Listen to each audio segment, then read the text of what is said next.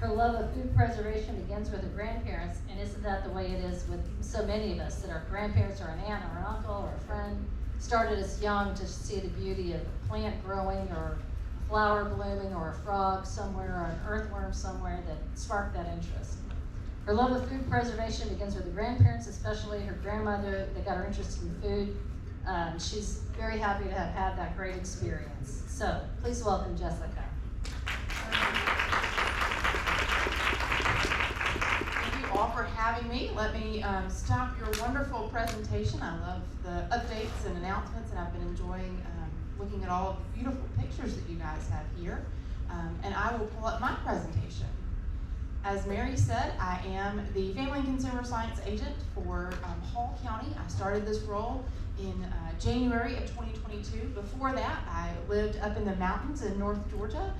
I come from LJ. I was the Family and Consumer Science Agent up there in Gilmer County for about 5 years.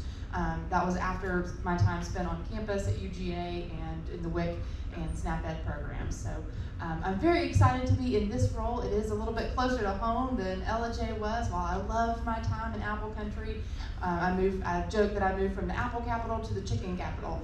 So I just have to learn a new food group there. But I'm so glad to be back home. My hometown is actually in Stevens County, Georgia. I always tell people that I'm from Toccoa, but I actually grew up in a little suburb of Toccoa, if you knew that Toccoa was that big. But I grew up in Martin on the south end of the county, and one of the great things about that part of the county, it is more rural than Toccoa, if you can believe it or not. And we grew up, there was a community cannery there in East Denali, another small town, suburb of Toccoa, but it was affiliated with our school system. They still operate the facility today, and you're able to go there. You're able to go and preserve your foods. But I was telling Mary earlier that I remember many late evenings, late afternoons with my grandparents snapping beans and getting those ready to take those the next morning to the community cannery. So I remember those early warm mornings in the summer with my grandparents canning food. So I've been doing this for quite a long time. I've seen a lot of different varieties of home food preservation, not only with canning, but also with freezing and now drying. One of the great things with the university is that we do like to offer a variety of different ways and methods to do things. So I thought that today we would talk not only about canning, and I brought some of my canning equipment to give you a little demonstration of what I have as some props for what I'll be talking about, but I also wanted to share a little bit more about freezing. Canning has gotten a big hype these days, but freezing can be a great way to help preserve foods through the winter. And then we'll touch a little bit on drying. Of course, all of our resources can be found online as far as recommendations for canning specific foods or drying specific foods or freezing specific foods. You can also call me at the Extension office. It's the same number that you call Garrett or you call Karen Hicks if you have questions about gardening or plants. And you can talk with me, or I'll give you my email address too, where you can send me an email if you've got some specific questions. I will give you a disclaimer that as we go along today, I'll tell you that, well, it kind of depends. If you ask me questions about canning certain foods, it kind of depends. What food you're trying to prepare, how you want to prepare it, and what preservation method that you would like to prepare it or store it with. So it will depend based on what kind of food you're trying to preserve. So we do have 3 of our main types of food preservation. Those are canning. We'll talk about water bath and pressure canning. We use each method for different reasons for canning different types of food. So we'll talk about which type is suitable for what types of food. Freezing and then drying or dehydrating. I will use those words kind of interchangeably, drying and dehydrating. Canning is where we simply put food into prepared food into jars that have metal lids. We use a 2-lid system, 2-part lid system. It includes the actual lid and then the ring band. Our jars do not have to be stored with the ring bands on, which a lot of people think is odd. You can store those in long-term storage without that ring band. Food is then heated in the jars to kill any bacteria that may live within the food as a natural part of the food with any dirt or debris that may be on there. but food is heated inside the jar to kill any microorganisms. And then as the jar cools, that's what creates our vacuum seal and actually preserves our product or makes it airtight so that nothing can get into it once we have our nice sterile environment inside of the can. With the water bath canning method, we use foods that contain acid. These include fruits, jams and jellies, tomatoes and figs are borderline foods. We may have to add additional acids to those foods in order to make sure that they have enough acid in them to preserve safely. And then any foods with added acid. So this includes foods like pickles that we can. We add a lot of acids to our cucumbers in order to be able to make pickles. The water bath method, and I have a water bath canner over here. It's simply a large pot that has a rack. That's something that separates the bottom of the jar from the bottom of the canner. And then this canner has actually a glass lid, so I can tell that the water is boiling and make sure that the water continues to boil while it's processing. You've also probably seen those large speckled graniteware type canners that are kind of big, just giant pots. Those are very popular. I have a couple of those at home too that I use for my own personal home food preservation. Really all you need is a pot large enough to fit your jars so that you can completely submerge your jars with 2 to 3 inches of water above your jars and then 2 to 3 inches of air space on top of your jars to help with any boil over with your jars. But it's pretty simple. All you have to do is boil your water. Once your water comes to a boil, you put your prepared jars into your canner. Once the water is boiling again, if it has stopped boiling at that time, and you start the process time. Process times are going to vary based on the food that you're preserving, how much of the food you're preserving, whether you're preserving a quart of something, a pint of something, or half a pint of something, and then also what your altitude is. For most of us here in Hall County and in the Gainesville area, we don't have to make any variations or adjustments to our processing time because most of us are well below 1,000 feet, but once you get up in some of the higher elevations and some of the more northern counties in Georgia, you do have to make some adjustments to the processing time. The pressure canning method is what we use to can any low acid foods. These include vegetables, meat, poultry, and seafood, soups, and any mixtures of acid and low acid foods. So our pressure canner, I've got just the lid here today. You've probably seen those. It's what people get really scared of. This is a weighted gauge canner because it's got a weighted gauge that we use. You can also get a dial gauge, where it's got the dial with the numbers on it. There are different recommendations for pressures based on if you're using a weighted gauge canner or if you're using a dial gauge canner. So what we recommend is to make sure you know what type of canner you have so that you know what pressure and for how long your foods need to be processed for. The pressure canning method has a few more steps involved, and we recommend following all of these steps. All of our recipes that we offer through the University of Georgia and through the National Center for Home Food Preservation, which is housed at the university, will give you specific recommendations for what to do from start to finish, how to prepare your foods, and how to work your canner, depending on which type of pressure canner. This is the one where folks get the most anxious about using and nervous about using the canners because we've all seen those videos on Facebook or YouTube that show the canner lid in the ceiling tile or the explosion out. I saw a video the other day, somebody showed me that someone was canning tomatoes in their pressure canner. And you can do that. You can either pressure can or water bath can your tomatoes, depending on what you're making.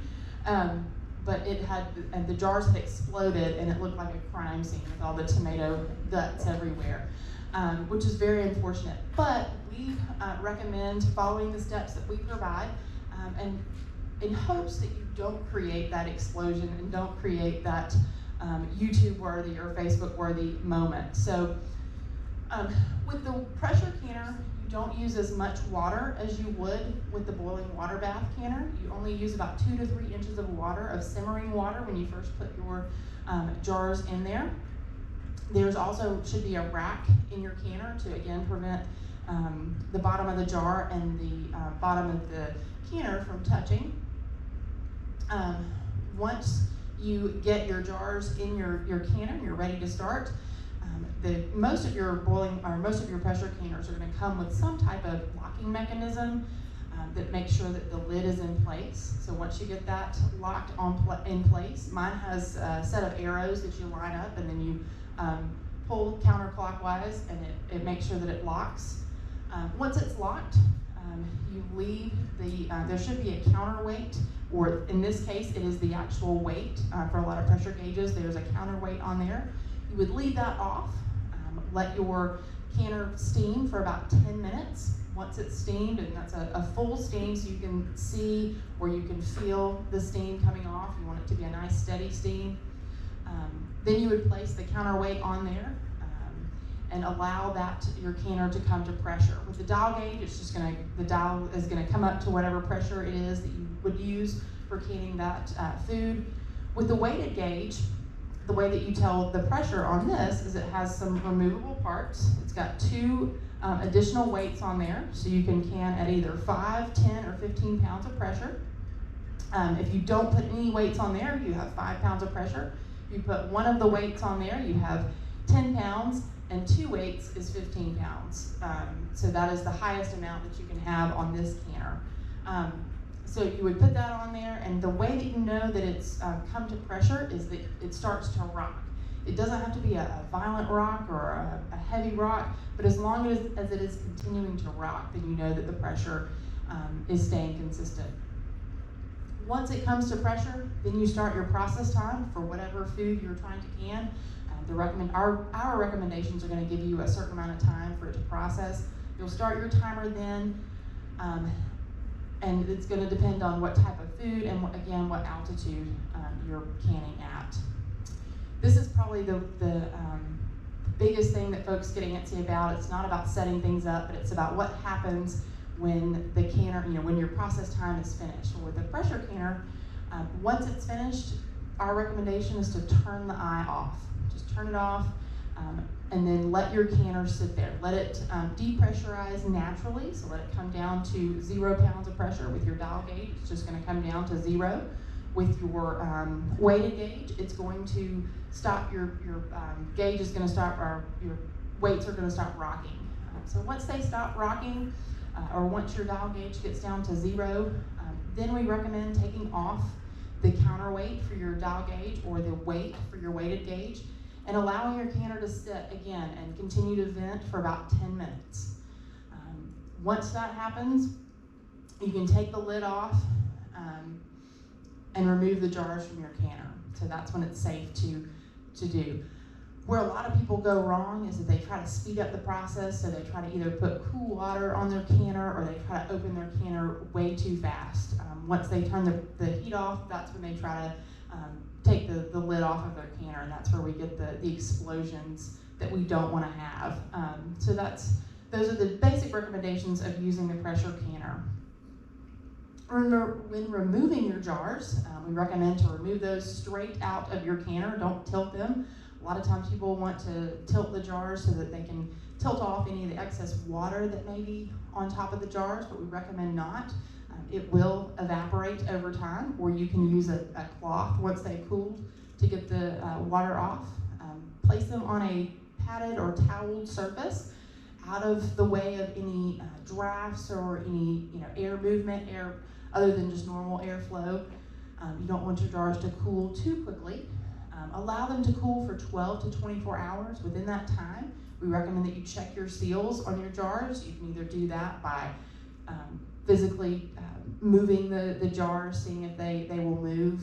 You can test the top like you would a commercially packaged food. When you open the food, you put the jar back on, the jar will click on top. You can also hit the top of the jar, and if it rings, then you know that it's closed. And you can tell if you hear that pop as well. A lot of times once you pull the jar out of the canner and leave it on the countertop for a while, you'll hear the jars pop. That's always one of the neat things that people will say, oh, I heard them pop. We teach some classes where we do some hands-on activities, and folks get really excited when they hear the jars pop. But just because they don't pop doesn't mean they don't seal. They may have popped inside the canner, or they may have popped when you pulled the food out of the jar, or they may just not have made a sound. So don't get discouraged if you don't hear the pop.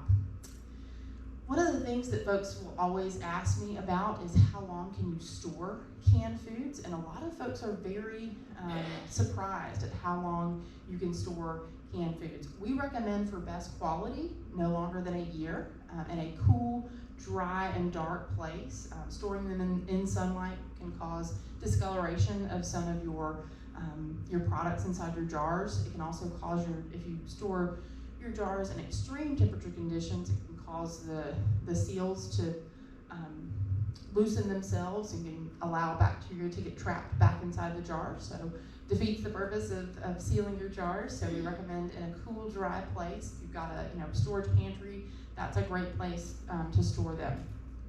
But for best quality, we recommend to use those within a year.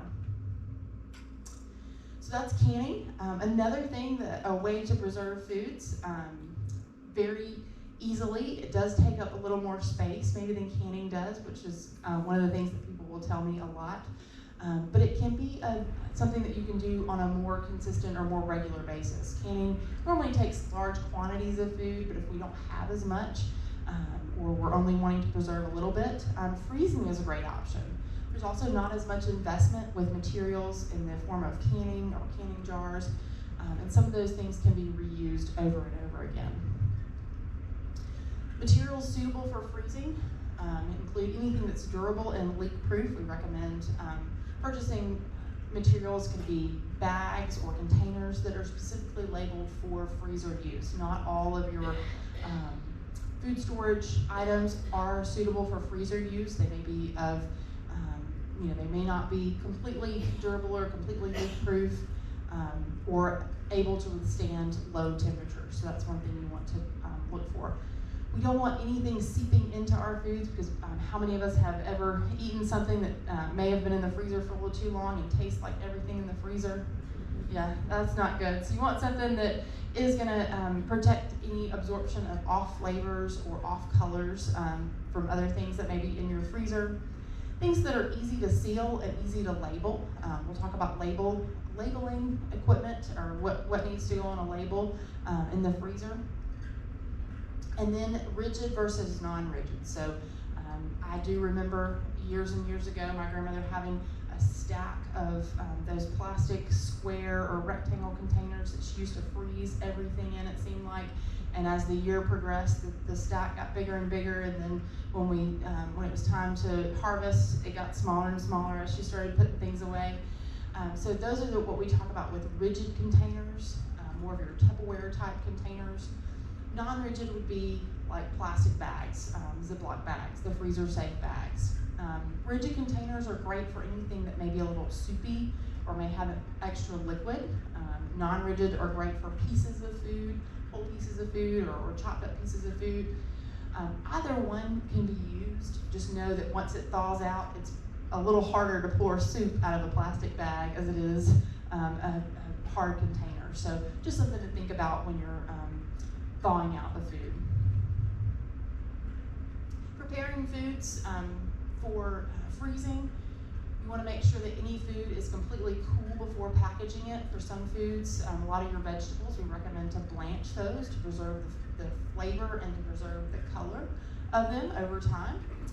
So make sure that if you do that step, that you cool your food before packing. Pack in serving quantities that are serving size. So depending on your family size, if you're a family of 1 or a family of 12, you may want to scale up or scale down depending on how many packages you may need to use. Our recommendation is no more than a quart.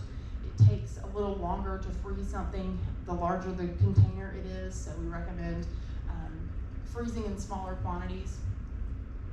You want to pack food tightly. You don't want any air inside. Air can cause spoilage of the foods over time. So you don't want any air to be trapped inside of your container.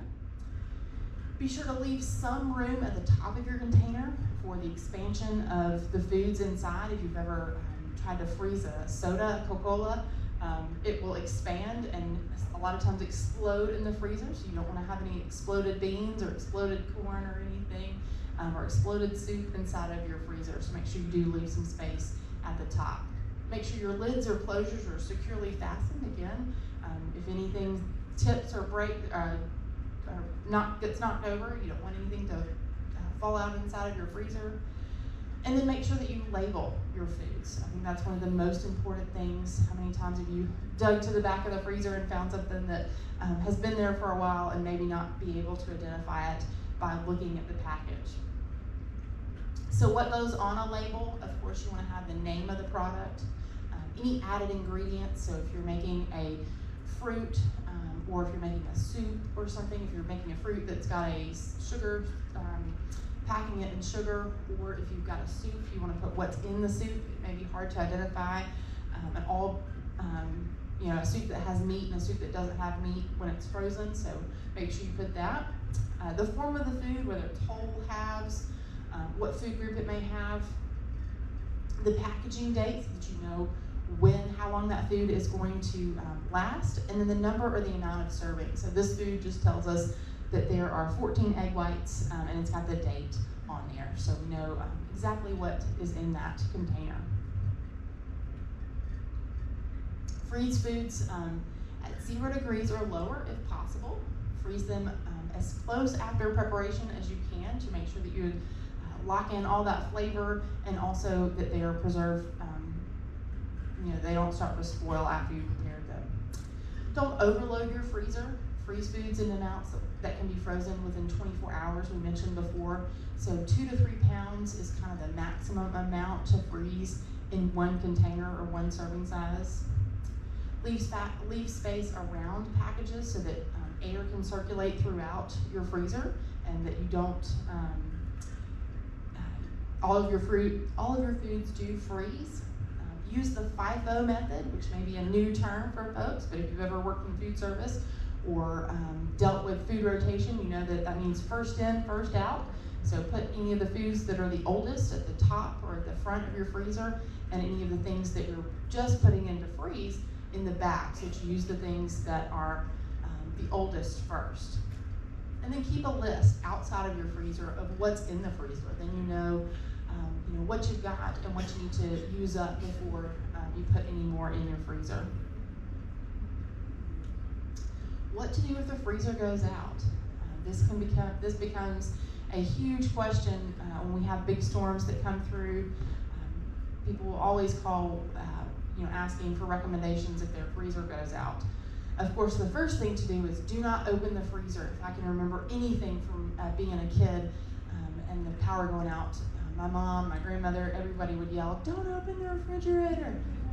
I can still hear them say that now. Fruits, and that is because foods will stay frozen for up to 4 days in a full freezer. This is a freezer at 0 degrees, and as long as everything has stayed frozen and you don't open the freezer, and that the conditions outside are not too hot, or the conditions wherever your freezer is housed are not too hot. So in the wintertime, foods are going to last a little longer when it's nice and cold outside, as opposed to in the summertime when we get those power outages in the summer. A half full freezer is only going to stay frozen for up to 24 hours. Foods can be refrozen if you do have ice crystals, or if food temperatures are below 40 degrees. If you check the temperature of the food and it's at 40 degrees, or if you notice that some of the food still is frozen. And again, if anything looks questionable when you're sorting through it, once the power comes back on and it doesn't look appetizing, we recommend to go ahead and throw that out. When in doubt, throw it out. Storing frozen foods, most will last up to a year at a freezer that's at 0 degrees. And this is again for best quality. And noting that there haven't been any power outages or things that have caused foods to maybe unfreeze and then refreeze. We know that the food quality of foods that have thawed and then been refrozen are not as good as when they're first frozen. So for best quality, we do recommend using up to a year. There are some foods that we do recommend throwing out within that year, but for most of your fruits and vegetables, those can be frozen for up to a year. Finally, drying or dehydrating. I don't have a lot on this because a lot of our recommendations are for, we do have some recommendations for sun drying and solar drying, but unfortunately the conditions here in the state of Georgia and in the South are not ideal for drying foods. We have a not ideal climate for drying foods in the more natural way. So a lot of our recommendations are using the commercial dehydrators that you can find at the store. So how does it preserve foods? Drying actually removes any moisture, a lot of our harmful bacteria and harmful microorganisms that cause us to get sick from our foods like to have moisture in order to be able to survive. So when we take away that moisture and take away that source of water or source of moisture, then they're not able to grow in those foods. Some foods do require some extra precaution when dehydrating, things like jerky. You're using meat products, so you want to make sure that you're handling those properly before, during, and after dehydrating or drying those. And we have some specific recommendations if you do want to do jerkies or any meat products to make sure that you're doing those properly. Of course, you want to make sure you're following all food safety recommendations when preparing any foods, but especially with meats and produce. So drying uses both air circulation to help dry out the food as well as temperature. It uses normally about a temperature of 140 degrees. There are some recommendations that you can use the oven or room to dehydrate foods. Of course, we know that most of our room temperatures are a lot lower than 140 degrees, and some ovens don't go down that low, so it can be hard to use a regular oven. Outside, there are recommendations for using the sun and using, again, solar or even vine drying. There are some methods for vine drying. But again, outside, it's much harder down here in the South to get things dry. This is what we're talking about when we're talking about a commercial or a dehydrating machine. This is what you can find normally where you find food preservation supplies. And then this is the recommendation for building a solar drying unit. So that was what we're talking about. You actually use some metal sheets to kind of attract the sunlight and attract the heat to your foods to help dry those. Again, not always recommended here in the South, but did want to let you know that there are some ways to do it. What foods are suitable to dry? Fruits, vegetables, any fruit leathers, so like you can buy those. A lot of kids love those because it's just pureed fruit. Of course, anything that we buy commercially usually has a lot of sugar and a lot of flavor additives added to it, but you can make your own at home and use just fruit, just ripe fruit. It's nice and sweet, and kids will love to eat it. Jerkies, of course, drying your own herbs, and then any nuts and seeds as well. Preparing dehydrated foods, of course, you want to prepare those, wash, peel, core fruits and vegetables the way that you like those, so whether you want those in long strips or short chunks. Understand that the larger the piece of food that you want to dehydrate and the larger the water content, the longer it's going to take to dehydrate. So you want to keep that in mind if you have a short window of time to dehydrate. Most dehydrating happens within 6 to 12 hours, so it is a much longer process. There's not a lot involved once you get all the food cut up and put on your drying racks if you're using the commercial dryer, but it does take an extended period of time. I dried some bananas this weekend as a science experiment or a project to do because I got a new dehydrator a couple of weeks ago, and it took quite a while, and I thought I had gotten those slices pretty thin, but apparently I had not. It took about 12 hours for them to get to the dryness that I wanted them to be.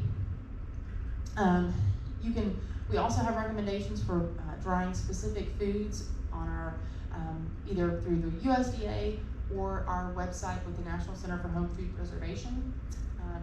And then pre-treating any foods can help to prevent those from darkening. So that oxidation reaction that happens when we slice open an apple and leave it sitting out on the counter, it's not that it's bad, it's just that it's been exposed to oxygen and doesn't look good. So of course we know when we're using apples, either canning those or drying those, you can use a solution of some type of acid like a lemon juice, a high acidic content, and help prevent that darkening or lessen that darkening with that food. There's nothing wrong with it, just most of us don't want to eat brown apples. They don't look very appetizing. Dried foods can be stored in cool temperatures, much like our canned foods. You want to make sure that they avoid any temperature extreme and avoid any moisture. You want to make sure you store those in airtight containers so that no moisture is reabsorbed into those foods unless you're trying to reabsorb those. And most foods can be stored from 4 months to a year if they're held correctly. All right, so that was kind of a quick presentation. I think I held within my time, but if there are any questions, I'm happy to answer any questions. Here is my contact information. Feel free to give me a call at our office number if you do have any specific questions or want some more information about a specific topic that we talked about, or feel free to shoot me an email. I'm happy to answer questions via email as well. So I'll let you ask any questions you may have. On your example of drying bananas, because I have recently dried bananas also, I dried my bananas several hours longer than the recommendation I had read online. I was wondering if that's probably because of the humidity here. And then how do you tell exactly what level of dehydration is appropriate? Yeah, so it kind of depends on what type of food and what the desired consistency is that you would like. So as long as they are, feel dry, they feel sticky, then they're normally not dry enough. They're on that cusp. But then some folks like them just past that, point, so they're still a little mushy. And some folks like to actually dry them so that they're crispy. Of course, when you do bananas, they're not going to be like the banana chips that we buy at the store. Those are deep fried. That's what makes them nice and crispy. But you can get them pretty crisp. So, great question. What else? Is frozen food that has long passed the year date, let's say it's several years old, but still has some reasonable taste to it, is it safe? It's hard to know if it's safe without putting it under a microscope and doing tests. In theory, and this is where we get into a lot of our recommendations. We recommend nothing after it's after the date on the package or after a year that it's been frozen. If you've frozen it at home after a year, we just can't guarantee that it's safe past that point. It may not be, but we can't guarantee it. Going further with that comment, it seems like a lot of manufacturers have to put on an expiration date, but the science as to what that date is seems to be fuzzy. What's your assessment on that? Well, it depends on what you're talking about. If you're talking about an expiration date, a true date that the food is going to expire, or if you're talking about a best by date or use by date, those are a little different. Expiration dates, it's when the company, the manufacturer, is going to guarantee that it's good until. If you're working in food service, they work with those dates pretty strictly. If anything is past that date, they're going to throw it out. But when we talk about use by dates or sell by dates, even those are just dates that the store has to make sure that they are off of their shelves and out into out. Now we know that for a lot of foods, especially things like milk, you get the date on the side of the milk carton.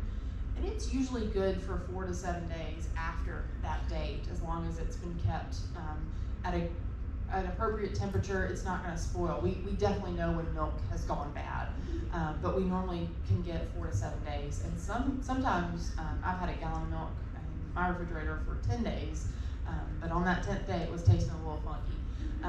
But you can get a lot longer temperature. Of course, we know that here in Georgia it's nice and hot, so if it sits out for too long one morning at breakfast, it might not last until the due date. So there are some things that we do look at that use by date or that sell by date and know that it's going to guarantee that it's going to be of good quality until that time. But there are some things that common sense tells us it might not last until that use by date or sell by date. So does that help answer your question a little bit better? Okay. I know there's a question in the back. Yes. On freezing meat, I vacuum seal my meat, and it seems to last because it's not being exposed to air. Yeah, and that could be true. Of course, with vacuum sealing, that's going to take out all of the oxygen inside of the food, which is going to reduce the chance of any exposure to air, outside air, and reduce the spoilage and increase the food quality. You're going to have a better food quality. Great. What about canning meat? Is that just cooked meat, or is it possible to can like fresh meat? All of our recommendations will recommend that you cook the meat first, and I will tell you that, and some people love canned meat. I've encountered a lot of folks over the last couple of months of doing food preservation classes in this area. They love canning meat, and they love the taste and the texture of it. But with canning meats, especially ground meats, our recommendations are that you cook the meat completely and then put it inside of a jar, prepare it inside the jar, and then those have to be pressure canned for 90 to 100 minutes. So that's an hour and a half to 2 hours. So you can imagine something at a high pressure for a long time, that meat gets a little tough. And a lot of people are off put with the look of the meat in the canned jars because it does render out some more fat, and depending on how much fat you've rendered out in the initial cooking process, it will separate even more, and you just have that fat separation. There's nothing wrong with it. Just if you've ever seen fat separate in a jar, that's what it's doing. So it's really kind of personal preference. We do have some recommendations for canning meat, and our the only thing that we say is follow the guidelines and good luck. Great questions. What else?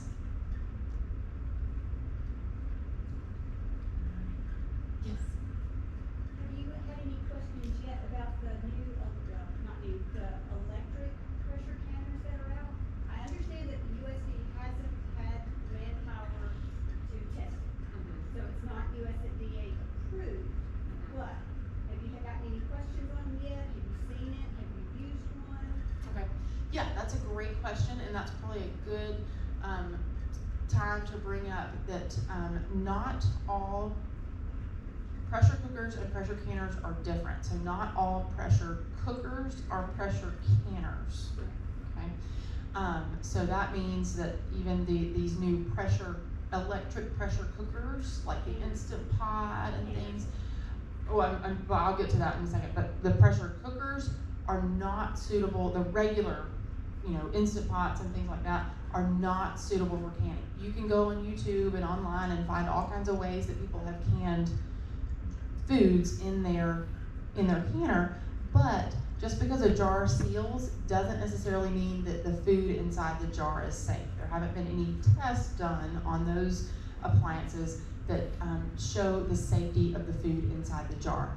Now there have been some manufacturers that are in the market for to make pressure canners, specific electric canners. They make electric water bath canners where all you have to do is put the water in and it kind of does everything for you. With the pressure canners, I have not used any, and I have seen some recalls on some of the electric pressure canners. We at this time, because like you mentioned, we don't have the manpower at this point and the capacity to test any of our recipes on the electric canners, so we don't have any recommendations for using electric canners at this time. I know they made some about 6 or 8 years ago, and they pulled them all off the market, and so I think they have just now put some back on the market. Yeah. So Nesco and Curie. in Curie, okay. Are the two manufacturers that are out right now. Okay. You can't find them. Yeah, I mean, you cannot find them. Mm-hmm, yeah, I can imagine. So, but great question, thank you. That is always a good topic to bring up. That you can find all kinds of recipes online. We recommend a couple of different sources for any recipes that you may look for. We endorse, of course, our recipes through UGA Extension and the National Center for Home Food Preservation. Also, the USDA has a lot of recipes. And then the Ball Blue Book for canning. They do a yearly canning book. You will notice if you look at a recipe for canning any certain food, that our recipe is going to differ from the Ball recipe and may differ from the USDA recipe, and that's okay. We have tested those, each entity has tested those in different ways. So what our recommendation is that you follow whichever recipe you decided to follow that entirely. If it tells you to, do a certain step, do that certain step.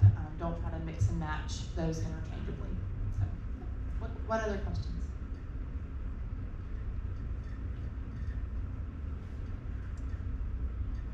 Yes. Oh, okay. Well, thank you all for your time. I always enjoy being out and doing some demonstrations. We do hope to have some more hands-on classes. Maybe not this year. I know our harvest season is coming to a close, but hopefully in the next year and in the coming years, we'll be able to do some actual hands-on classes, and you guys will be able to come and can foods with us and work through that whole process if you're still having questions. Of course, my door is always open, so feel free to call and ask me a question or stop by the office or shoot me an email, and I'm glad to answer any questions that you may have. Thank you, Jessie.